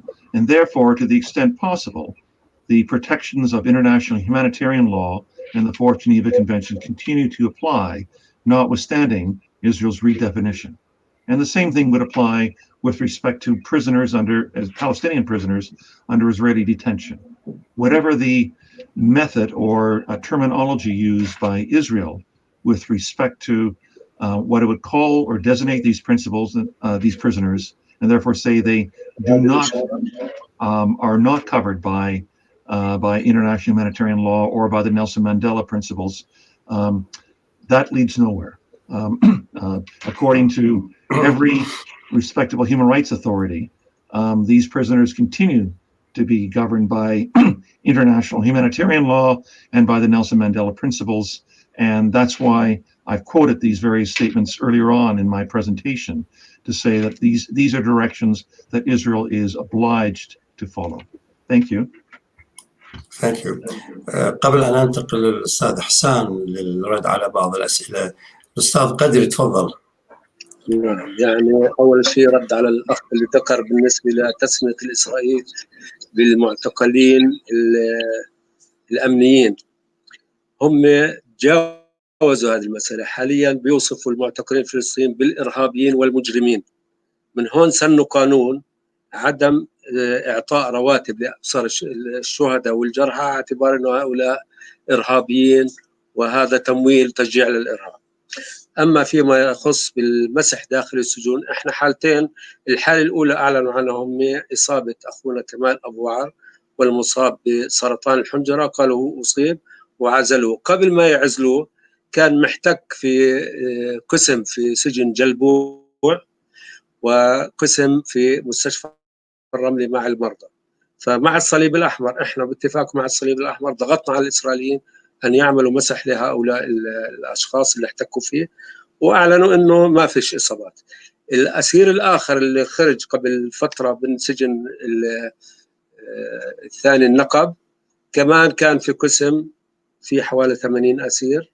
بعد ما فحص عنا وتبين أنه عنده كورونا، طلبنا منهم يعملوا فحصوا ل 81 شخص، وكمان هم حكوا أنه ما فيش هناك إصابات.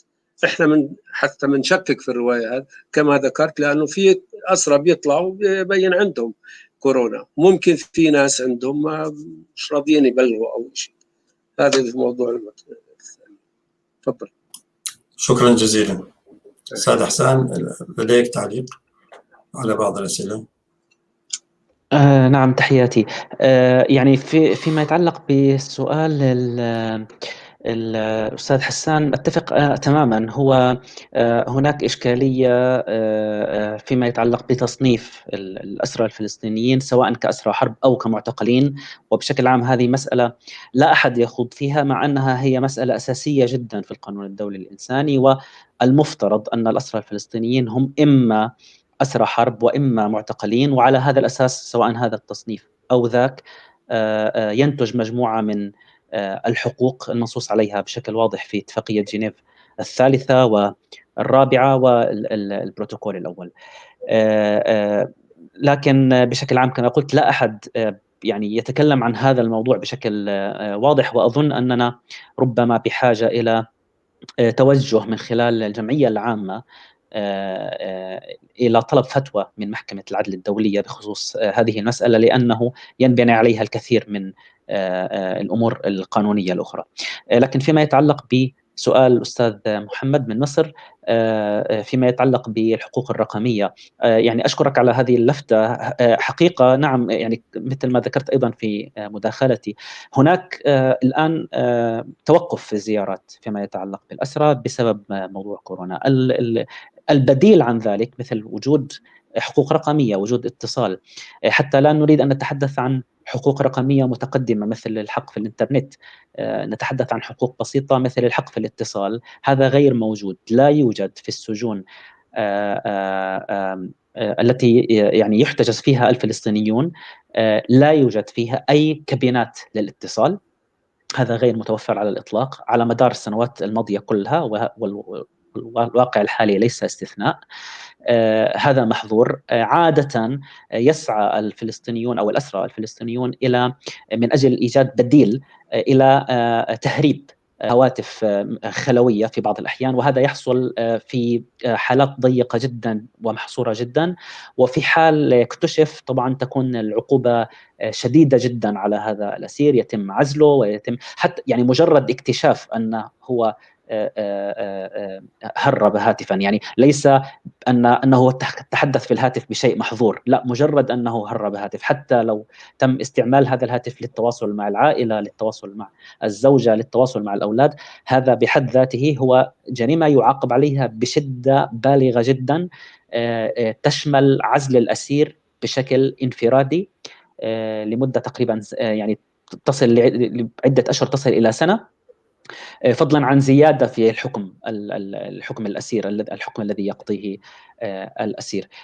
وبالتالي فللأسف، وهذا لذلك يعني مسألة مهمة أن تركز عليها المنظمات غير الحكومية والأمم المتحدة وغيرها، أن يكون هناك حديث عن هذا الأمر، لأنه قليل من يتحدث عن هذا الأمر، أن يوضع على الطاولة وأن نقول نعم هناك أسير في ظل نحن الآن ما نعيشه في ظل جائحة كورونا. الواحد يعني يخاف على عائلته ويخاف على أقاربه وهو في الخارج، وهو يعني بإمكانه التواصل مع الجميع، فكيف يكون هؤلاء الأسرى الذين ينقطعون الآن عن التواصل مع أهلهم وبلا زيارات شهر وشهرين وثلاثة وأربعة وخمسة دون أن يصل إليهم أي أخبار؟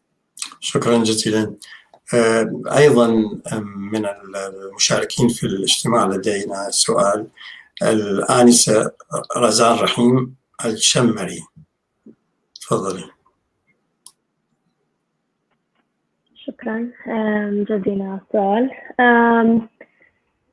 نرحب بالمقرر الخاص السيد مايكل لينك. أنا اسمي رزان الشمري وأنا أدرس في لوند يونيفرسيتي في السويد.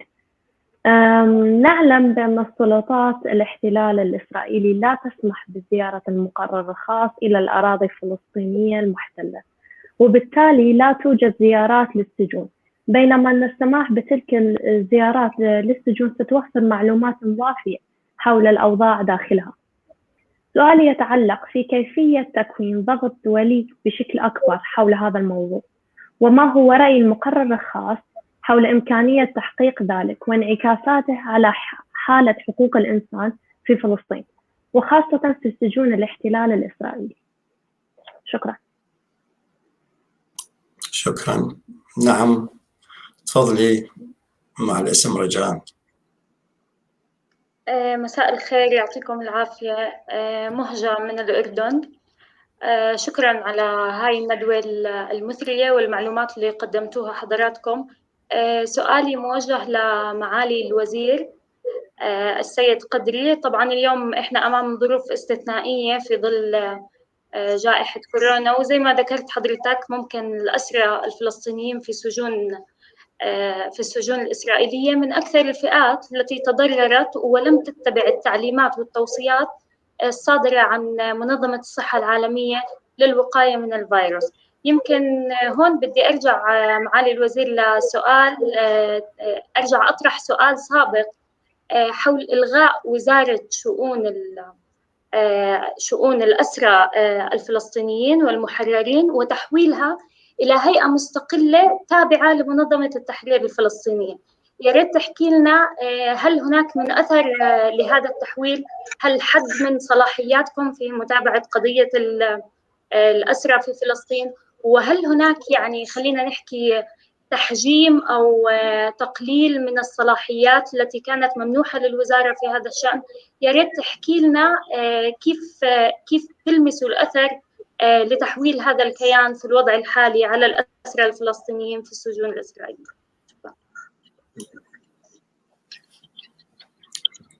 طيب، تفضل سيد مايكل لينك. السؤال. Sorry. I heard the first question. I did not hear the second question, unfortunately. The first question is yours. Okay, the first question to me is, how can we add pressure? How can those concerned about Palestinian prisoners and COVID-19 continue to add pressure to improve their circumstances, to ensure that their treatment is compliant with international law and with the Nelson Mandela rules. If that's the question, then I guess it's more of the same of what we're trying to do. As many responsible international voices as possible, and including in particular, UN mechanisms, but not only UN mechanisms, human rights organizations, the International Committee of the Red Cross. All these should be making public statements where appropriate, the use of social media, and webinars such as this. Remember that, information, particularly accurate and responsible information, is king and queen when it comes to being able to confront human rights abuses. Yes, law is important. Law sets the norms, the standards for what we all agree to live by. But it's civil society, it's voices like yours who wind up using these norms and then combining that with the information that we're gathering, including by today, to let the world know through accurate and responsible methods of these injustices, of these failures of human rights, of these deprecations of people's dignity. That's what's important. And as long as I'm in my role, I will continue to try to speak with a voice that's both fearless and responsible for trying to highlight these human rights abuses. Thank you. Thank you. الأستاذ قادري تفضل. السؤال الثاني. سؤال الأخت صحيح كانت هي وزارة شؤون الأسرى والمحررين نتيجة الضغوطات القوية اللي مورست ضد السلطة ضد بشكل عام للرئاسة ولرئاسة الوزراء. وللأسف إنه الأوروبيين وكثير من الدول تبنوا وجهة النظر الإسرائيلية إنه هؤلاء الأسرى أو هم مخربين، هم بيأخذوا رواتب مش لازم يأخذوها لأنه إيديهم بالدماء وكذا إلى آخره. هذه الدول بدأت تتساءل أو تطلب عدم إعطاء الرواتب بالشكل الموجود عندنا. إحنا بنعطي رواتب لكل أسير بعد 3 شهور من اعتقاله بيبدأ يصرف له رواتب، والرواتب يصرف له لا تكفي حتى السجائر. 1400 شيكل ما يعادل $400. هلا كل ما طال بالمعتقل بتزيد راتبه شوي لأنه بتزيد أعباءه وتكاليف أسرته إلى آخره.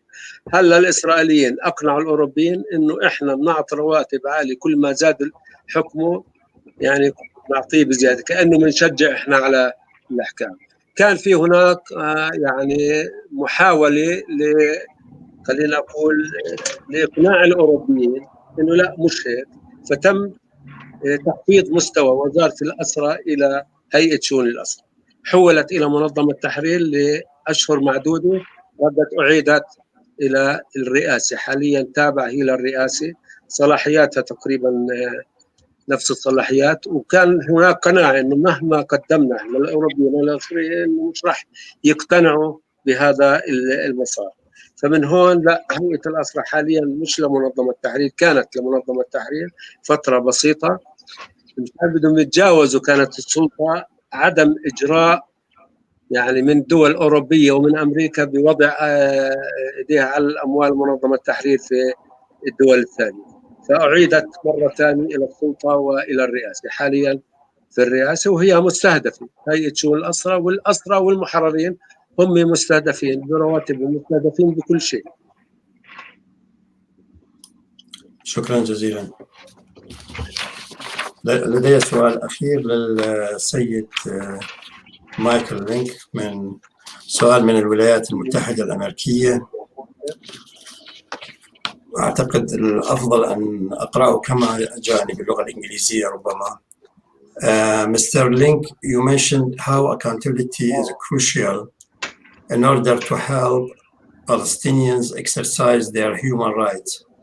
As a person who lives in the USA, how do you suggest that I and other people in America help Palestinians get their rights or the rights they deserve in a country where the government here being in support of the occupying power?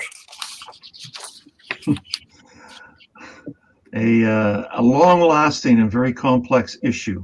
with respect to this. And, what I would say to that person in the US is what I would say probably to any person anywhere in countries outside of the Middle East, is that it's important to try to build domestic, political, and social understanding of what the situation is in the occupied Palestinian territories. That there are very clear human rights standards that the world has accepted, that there are very clear human rights violations that have been well documented by the United Nations, by Amnesty International, by Human Rights Watch, by a score of Palestinian and Israeli human rights organizations who focus and work on the occupation. The effort, the trick, the necessity now is to persuade public opinion makers, politicians, news organizations to be able to write and to organize. And slowly, I see in the United States, this is beginning to gain root. We've already seen that there have been several new Democratic candidates for Congress who've won the Democratic primaries, who advocate a different position towards Israel and Palestine, who are willing to raise issues of accountability with respect to Israel's continuing conduct of the occupation, that are willing to articulate that human rights belong to Palestinians as they belong to every other grouping in the world. As long as these kinds of issues are being raised domestically through political forums, through social media forums, through standard broadcast forums, then there is hope. As long as there is an articulated voice given to promoting human rights. And keep this in mind, two things. First, this occupation, this 53-year-old occupation, will not die of old age. It will only end because of the concerted efforts of the international community, including the international civil society, to bring it to an end. The parties themselves, and particularly Israel, doesn't face a particular cost or incentive to end the occupation. As a rational country, thinking through rationally, why would it end the occupation if it's receiving all kinds of benefits through international trade and commercial and investment agreements, and yet it pays very little price for its continuation of its 5-decade-long-old occupation? And the other issue is that when it comes to human rights, keep in mind that there's probably no conflict in the world where human rights and where international law has spoken so frequently, so consistently, so deeply about the application of human rights and humanitarian law, and indeed now international criminal law, to the Israeli occupation of Israel. Yet on the other hand, it's had such little impact upon the situation on the ground. And I'm afraid to say in some cases that may be a result of, for international law, it is closer to power than it is to justice when it comes to the Palestinians in the Middle East. And that's our duty as those who advocate for human rights, to change that around, to make sure that human rights in this enormous body of human rights is aligned with justice, not with power. Thank you. Thank you. هل هنالك أسئلة أخرى من الحضور هنا معنا في الندوة؟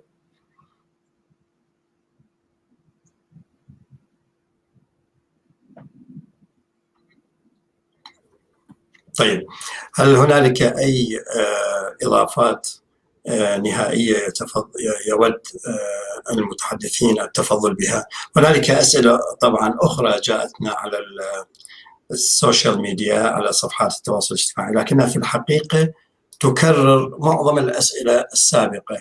معظمها تتعلق بكيفية تفعيل ضغط دولي على السلطات الإسرائيلية لاحترام حقوق الشعب الفلسطيني بصورة عامة، واحترام الحالة الخاصة للأسرى الفلسطينيين. معظم الأسئلة الأخرى تدور بهذا الشكل. أيضا أسئلة تتحدث عن دور المقرر الخاص في هذا المجال، وأعتقد أن السيد مايكل لينك قد أوضح هذا الدور في إجاباته على أكثر من سؤال على الدور الذي يقوم به هو كمقرر خاص لحالة حقوق الإنسان في فلسطين، وكذلك على دور هيئات حقوق الإنسان بشكل عام. لكن قبل أن نختتم الندوة أود أن أعطي فرصة أخرى للمتحدثين إن كان هنالك أي إضافة يودون إضافتها في نهاية هذه الندوة. أستاذ قدري. أنا يعني بدي أحكي إنه إسرائيل لم يعد ينفع معها لا شد ولا استنكار. كل الشد، حتى المنظمات الدولية والمنظمات اللي بيكون في هناك دخول لمنظمة تحرير أو للسلطة الوطنية تنسحب منها، ما بتكترث فيها وبتعتبرها مش موجودة. لابد أن نفتش عن طريقة رادعة لإسرائيل أو تفرض عليها مواقف تتراجع. إذا ما شعرت إسرائيل أن هناك في عقوبات أو ممكن تخسر، إسرائيل ماشية في غيها وماشية في سياستها، وإحنا بنشوف كيف كل العالم في جهة وهي بجهة. فلازم نفتش على وسائل أخرى تكون رادعة بالنسبة لإسرائيل ترغمها إنه تتجاوب مع القانون والأعراف الدولية. شكرا. أستاذ حسان، هل لديكم شيء؟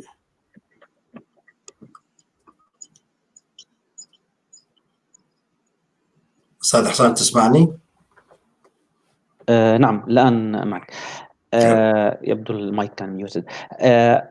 بحكي إنه إحنا الآن بدون شك أمام مشهد مهم جدا يتمثل في إنه عندنا موقف أممي واضح فيما يتعلق بالانتهاكات الإسرائيلية. في الآن حالة من الإجماع الدولي فيما يتعلق بموضوع الضم. هذا الإجماع كان يعني بهذه الصورة تقريبا غير مسبوق، وهذا يفترض أن يعني ينبني عليه ويستثمر فيه من أجل معالجة جذور المسائل، وهي الاحتلال الإسرائيلي ككل وإنهاء هذا الاحتلال.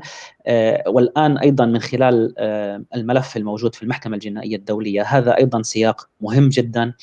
ننتظر الآن قرار الدائرة التمهيدية فيما يتعلق بهذا الملف، وأعتقد أن هذا يمكن أن ينبني عليه الكثير جدا في حال سارت الأمور باتجاه فتح تحقيق بما يعني صدور مذكرات اعتقال بحق مسؤولين يعتقد بارتكابهم لجرائم حرب وجرائم ضد الإنسانية في الأراضي الفلسطينية. يعني كلمة أخيرة هي أن موضوع الأسرى الفلسطينيين هو موضوع حساس ومهم وإنساني، وهو ليس موضوع الكورونا فقط، هو موضوع أكثر من 50 إلى 60 سنة من المعاناة المستمرة. ليست معاناة فردية، بل هي معاناة جماعية لكل الشعب الفلسطيني. حسب تقديرات المقررين الخواص للأمم المتحدة تقريبا 1,000,000 شخص فلسطيني اعتقل منذ العام 1967. هذا يعني أن هذه قضية يجب أن تكون أولوية، ويجب دائما أن يتم الحديث عنها وأن توضع باستمرار على الطاولة. شكرا جزيلا. الأستاذ مايكل، كما قلت هنالك كثير من الأسئلة التي جاءتنا عبر السوشيال ميديا، معظمها تدور حول مسائل أنت يعني أجبت عليها تتعلق بدوركم. أكرر للسيد مايكل لينكس، ربما هنالك أسئلة كثيرة جاءتنا تدور حقيقة في سياق الأسئلة السابقة عن دوركم كمقرر خاص للأمم المتحدة، عن كيفية الضغط، هذه كلها أنت أجبت عليها. لكن إذا كانت لديك أي إضافات أخيرة، خاصة فيما يتعلق ما الذي تتمنون من الناشطين في فلسطين، في الشرق الأوسط، والمنظمات غير الحكومية أن يقوموا به؟ يعني نحن نعلم أن عملكم يعتمد كثيرا على دور المنظمات غير الحكومية ودور الناشطين بسبب عدم السماح لكم بالزيارة التي هي يفترض أن تكون يعني متاحة للمقررين الخاصين.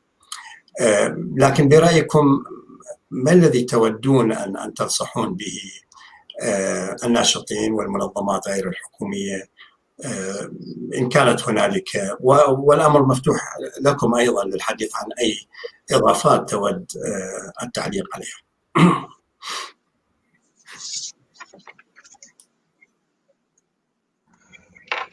Thank you for that. And this will be my closing remarks. I couldn't do the work that I'm doing without the hundreds and probably thousands of civil society activists internationally, in Palestine, in Israel, and in the region, who do their indispensable advocacy on issues involving human rights and the occupation. As you mentioned, I'm not allowed to go to Israel, and in my role as special rapporteur, I've been not allowed to proceed. Therefore, I don't get to go to the occupied Palestinian territory. But so I work with a plan B, and my plan B is my relationships, my many relationships with the scores of human rights and civil society organizations that do such top drawer work on research on human rights, that commonly speak the same language when it comes to human rights, based on the huge body of international treaties and conventions and covenants that articulate these standards. So it's a comfort. And I must say, whenever I speak, I often have a very grim story to talk about when it comes to human rights, the occupied Palestinian territory, and how the occupation is getting ever deeper, with the world watching and waiting and praying that something else is going to happen without their intervention. Yet I always try to leave any of my listeners on a note of optimism. And my optimism is this: the human rights organizations in Palestine and in Israel and internationally are performing yeoman's work, indispensable work, which I rely upon greatly to inform the work that I wind up doing. And if we can see, in the end of the day, the 6.5 million Jews living between the Mediterranean and the Jordan River, and the 6.5 million Palestinians living there presently, between the river and the sea, are not going to go away. The only future they're going to have together that guarantees one of prosperity, it has to be based on equality, it has to be based on justice. And that's what these human rights organizations are presently working on. So I give my full condemnation to them, and to you for listening with respect to this. And let's hope we continue the great fight with respect to human rights, because there's so much we have to wind up doing. Thank you. Thank you. That's awesome. في الختام أود أن أتقدم بالشكر الجزيل لكل السادة والسيدات الذين شاركوا في إعداد هذا الويبينار. أشكر جزيلا المتحدثين الذين كانوا معنا في هذه الندوة، وأعتقد أننا الآن ومن ضمن المداخلات القيمة التي قدمت نحن أمام وضع خطير جدا يتعلق بحياة الأسرى الفلسطينيين في السجون الإسرائيلية. هنالك إجراءات واجبة الاتباع لم تتبع لحد الآن من السلطات الإسرائيلية. هنالك إجراءات محددة في القانون الدولي، في القانون الدولي لحقوق الإنسان، وهنالك إجراءات أيضا محددة من منظمة الصحة العالمية. كل هذه الإجراءات للأسف الشديد لا تتبعها السلطات الإسرائيلية. هنالك نداءات كثيرة وجهت إلى السلطات الإسرائيلية بخصوص أوضاع الأسرى الفلسطينيين، ولحد الآن لا توجد إجابة جدية لهذه النداءات. مطلوب منا جميعا استمرار العمل في تقديم المعلومات إلى العالم الخارجي، في فضح هذه الممارسات، في الكتابة عنها، في إقامة الندوات كما أشر السيد المقرر الخاص عن حالة حقوق الإنسان في فلسطين السيد مايكل لينك. أهمية دور المجتمع المدني في متابعة هذه المعلومات وتدقيق المعلومات وإقامة الندوات. مهم جدا أيضا الاستمرار بالعمل مع كل الأجهزة المتاحة حاليا، مع آليات حقوق الإنسان الموجودة حاليا القائمة حاليا، مع مكتب المفوضة السامية لحقوق الإنسان. مهم جدا أيضا استمرار عرض هذا الموضوع على اجتماعات مجلس حقوق الإنسان، سواء في ندوات أو في بيانات أو في التقارير التي تسمى البيانات المكتوبة. أود أن أشكر أيضا كل الذين تابعونا عبر منصات التواصل الاجتماعي حول العالم، وعلى تفاعلهم الكبير معنا في الأسئلة الكثيرة التي وردتنا. هنالك أسئلة للأسف الشديد ربما سنحتاج ساعات كثيرة للإجابة عليها، لكنها بشكل عام تتعلق بإجابات ربما قدمت من المتحدثين عند إجابتهم على أسئلة سابقة. فأشكركم جميعا جزيل الشكر، وأتمنى لكم كل التوفيق. شكرا.